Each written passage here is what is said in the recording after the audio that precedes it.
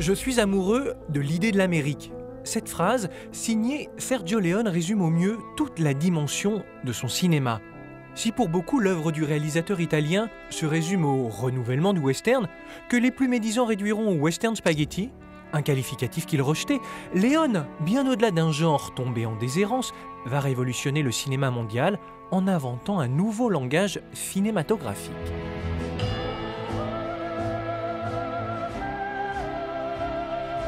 Disparu il y a bientôt 30 ans, Sergio Leone est à l'honneur d'une exposition à la Cinémathèque jusqu'à fin janvier 2019. Une exposition qui explore ses influences et se plonge dans ses racines. Gianluca Farinelli, commissaire de l'exposition, pointe avec une pertinence gourmande ce qui fera ce style souvent copié, mais rarement égalé. Sergio Leone, 1-1, prima.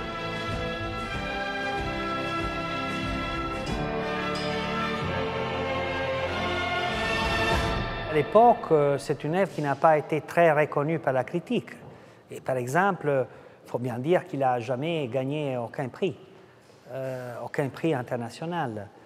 La critique a eu du mal à voir comment il était révolutionnaire, comment il était en train de changer le cinéma.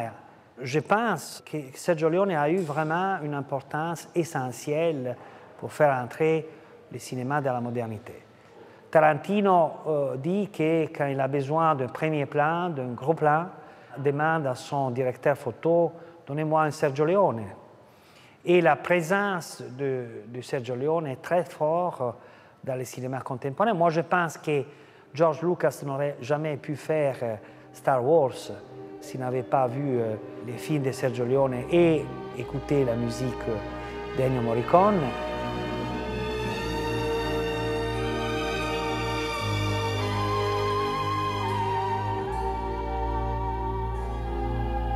Fils d'un réalisateur et d'une comédienne, Sergio Leone est un enfant du cinéma qui a connu la guerre et l'avènement du néo-réalisme.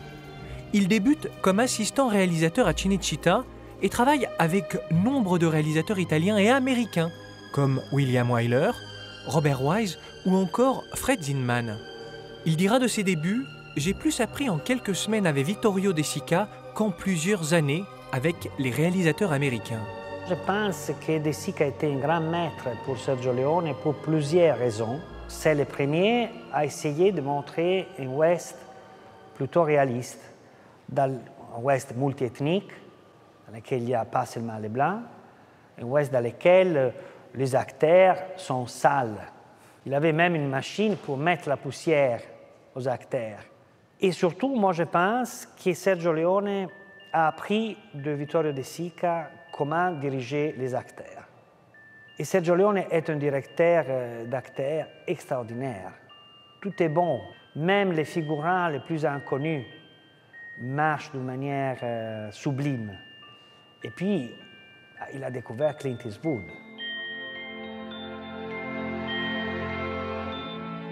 Il a vraiment découvert, il a transformé. Quand Clint Eastwood rentre à Hollywood, quand il commence à travailler avec Dan Siegel, il n'est plus le Clint Eastwood d'avant Sergio Leone. Et dans chaque film, il fait des découvertes. Il prend des acteurs oubliés, comme Lee Van Cleef, ou il prend des acteurs qu'on ne s'attend pas sur un plateau d'un film western. Et il découvre une vérité des acteurs que les acteurs peut-être n'avaient pas compris d'eux-mêmes. Je pense à Zavattini et à De Sica. Zavattini disait « Nous sommes un duo, nous sommes comme les cappuccinos, impossible de dire où arrive le lait, où c'est plutôt le café. » Et Morricone et Sergio Leone sont exactement ça. Si tu regardes une image d'un film de Sergio Leone, immédiatement, tu as en tête la musique de Morricone.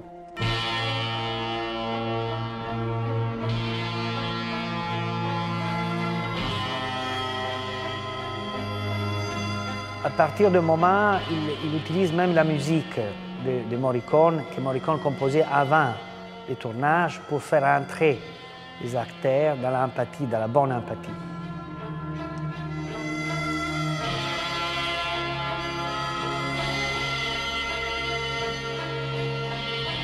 Sergio Leone écoutait la musique en tournant.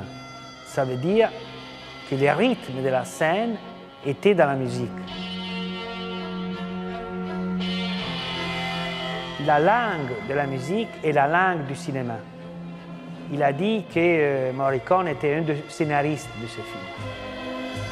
À côté de la musique d'Ennio Morricone, les films de Leone sont caractérisés par une grammaire esthétique entièrement nouvelle, avec un sens du cadrage marqué au plus près des visages de ses acteurs et aux perspectives trompeuses. Sergio Leone, c'est quelqu'un qui a pu mettre ensemble des cultures très différentes. Donc une culture haute, il connaissait très bien l'histoire de l'art, il y a plein de citations de tableaux, il y a beaucoup de Giorgio De Chirico dans les décors de ses films. Il fait partie d'une nouvelle génération de metteurs en scène postmodernes qui, dans leur imagination, il y a les films qu'ils ont vus. Et par exemple, son premier film western, pour une poignée de dollars, c'est un film qui est inspiré aussi de Yojimbo, de Kurosawa.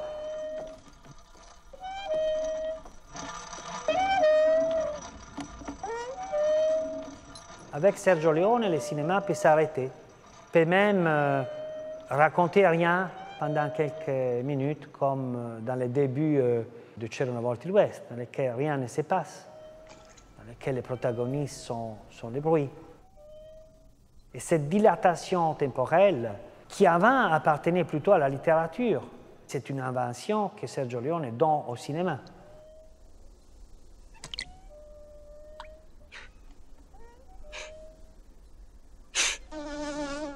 Travailler sur une dynamique du cadrage beaucoup plus compliquée et riche de celle d'avant. Les regards,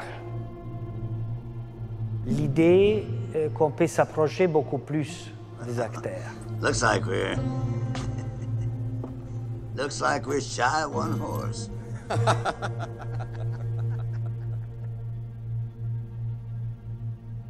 You brought too many. Je pense que toute sa vie, Sergio Leone a essayé d'affirmer que ce qu'il était en train de faire, c'était pas seulement du cinéma populaire, c'était de l'art.